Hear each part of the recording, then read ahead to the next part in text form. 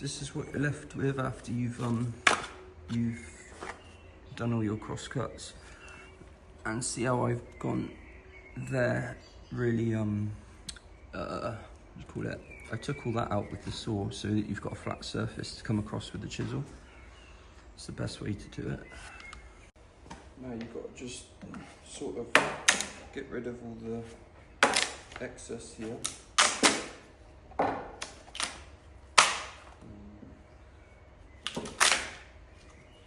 Ready for the slick. Like that. Get a bit of it away, look.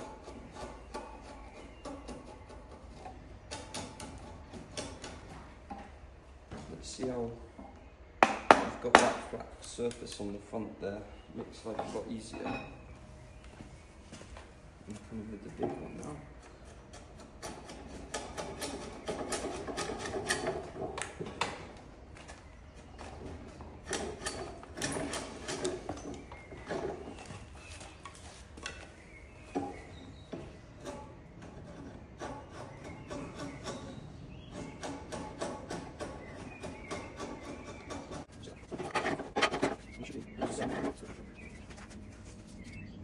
Now on this screen, that's the join we've done there, the half lap.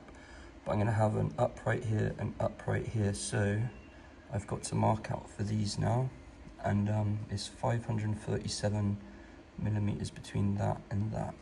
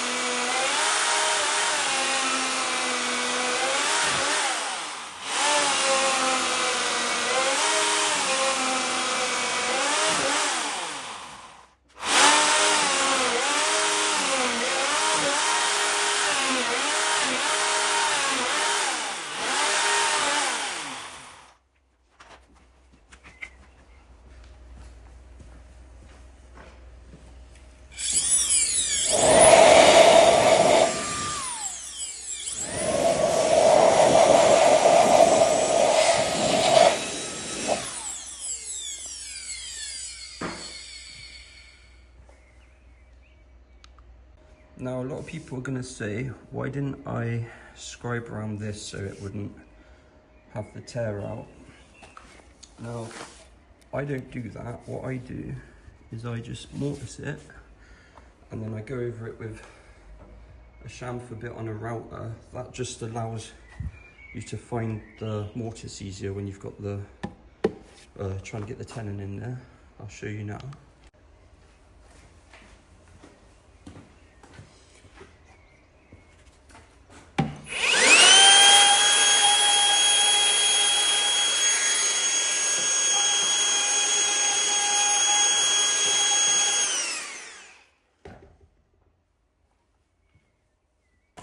And that's the finished product right there with a router and a chamfer bit going around the side. Obviously when the thing's erected you won't see it, but when you're taking components out of the van and the client's watching you, they'll think, oh, that looks a bit more professional, you know, than what other people are doing with scribe knives. So when I get my oak, it looks like this. From the sawmill, you can see all the bandsaw marks in it. The tannins have come out a bit, so it's a nice golden colour. But we're gonna thickness it down using this machine here, and then it should get all even dimensions. So we're going for 140 by 140.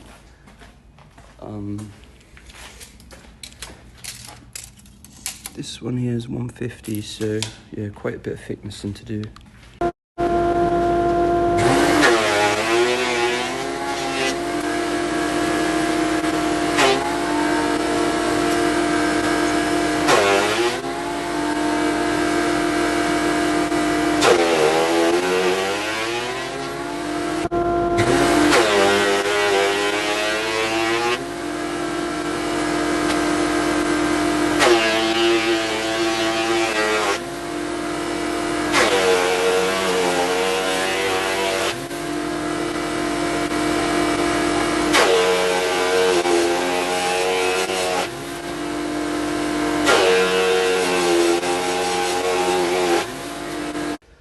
Right, now that that beam's been thicknessed, we can start working on it, shaping it.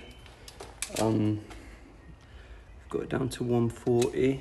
Obviously, the way my machine's set up is pretty crude, so I do get snipe on the end. Once I knob that off there, it's ready to go. So we've just made that blue one. It's got the half lap on the corner there, and we've put our tenons here. No, our mortises, sorry. Now I'm going to work on this red one for the front of the porch. I'm putting a tenon here as well. That is 485 millimeters. So I can get the red one out of this and the other side out of that, and then I've got this area in the middle to make pegs out of, so nothing goes to waste.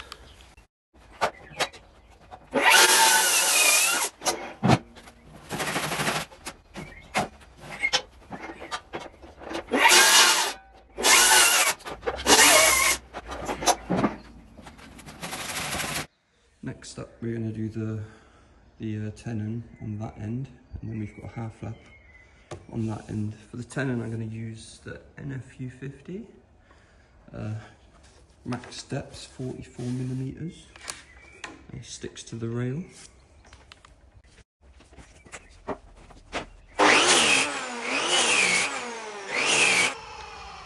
Now, I haven't gone all the way up to this line. As you can see, the NFU's tearing it out just before the cut line. So what I'm going to do is I'm going to score it with this little saw over here. I should have done that first, to be honest.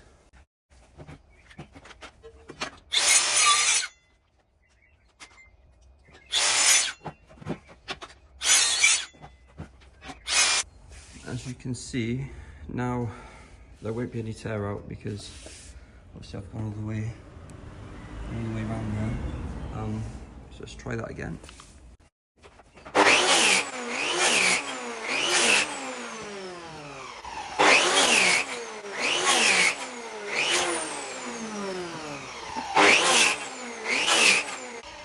As you can see now, that's a perfect tenon.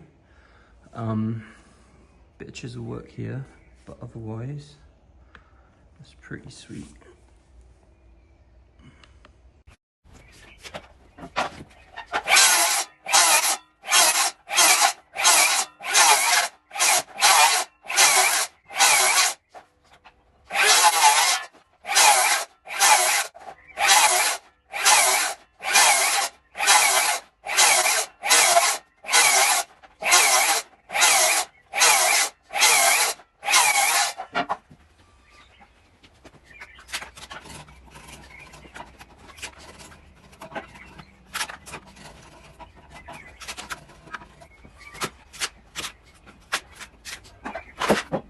So I've put that red piece now onto the bit we made earlier. And it's pretty good. Once it's drawboard in tight, that'll fit nicely. There's a post going on this corner, so what we're going to do is put a mortise in here and then a peg through here into the tenon from the leg, and it's having a windowsill rebaited into the bottom anyway, so won't see this crack here.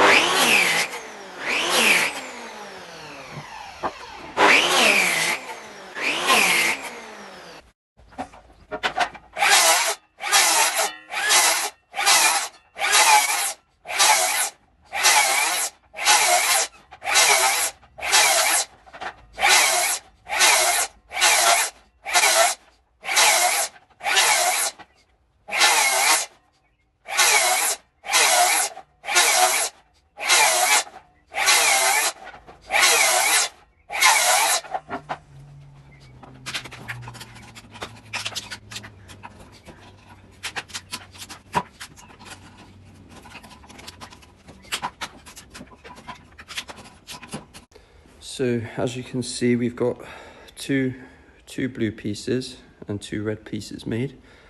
Now we need to put the mortises in either side of there so we can start on the uprights after that. There's beams coming from the ground, which is about 660 below the bottom of that, higher to take a door frame. And yeah, so mortises next, then legs.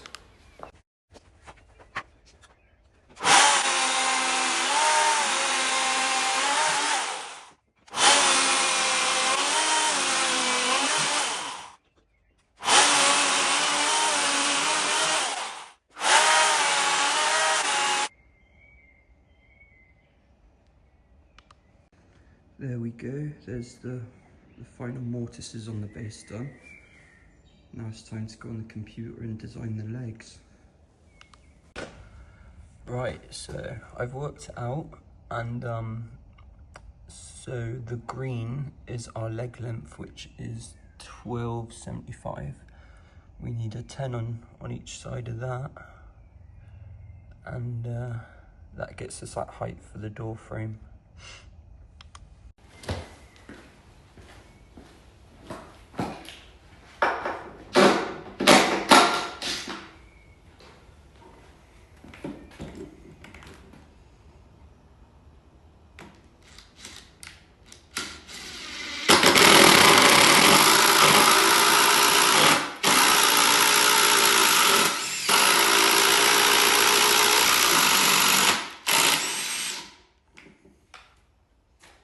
Well, that's not good.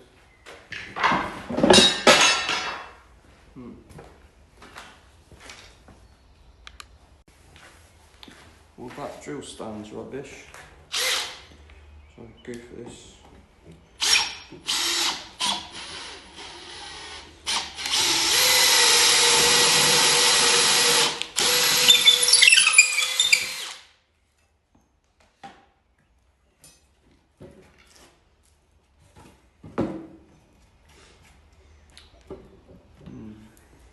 Now, when the mortise sits in there, I can offset it. When I throw a peg through there, it will be really tight then.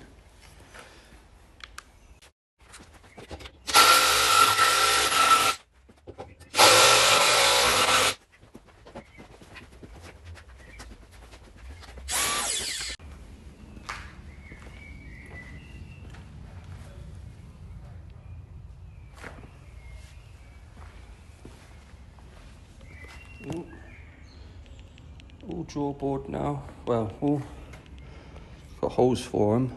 Now I'm gonna start the what's it called? The legs. Bit of thicknessing to do. I've got 1, 2, 3 legs already at almost length. I'm gonna shove them through the thicknesser and stick some tenons on the end. And then I'm gonna have to cut down one of these 3-meter pieces. Might get away with a 2-4, but I doubt it.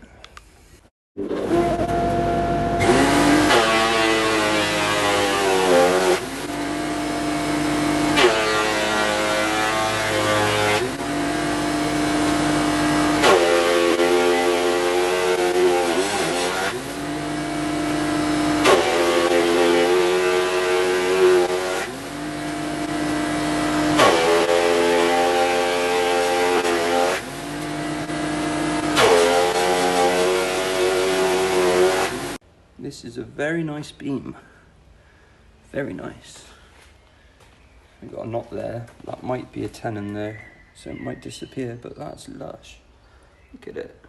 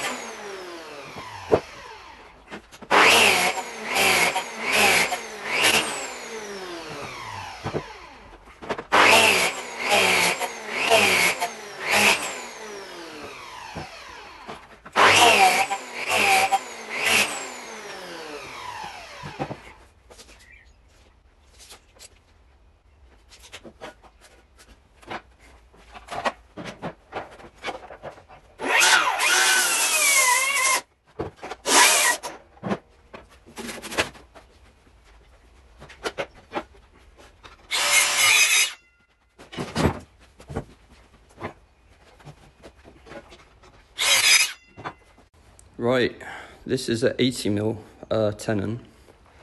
On the other side I've done 130, because we've got to go, that hole's 140 deep, so if I'd done 130, it's not going to touch the bottom, but it will go through both.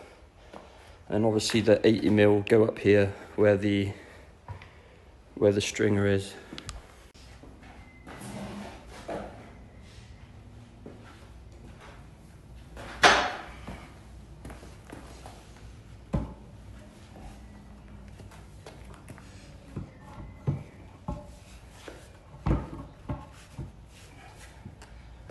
It's too bloody tight. It's not good.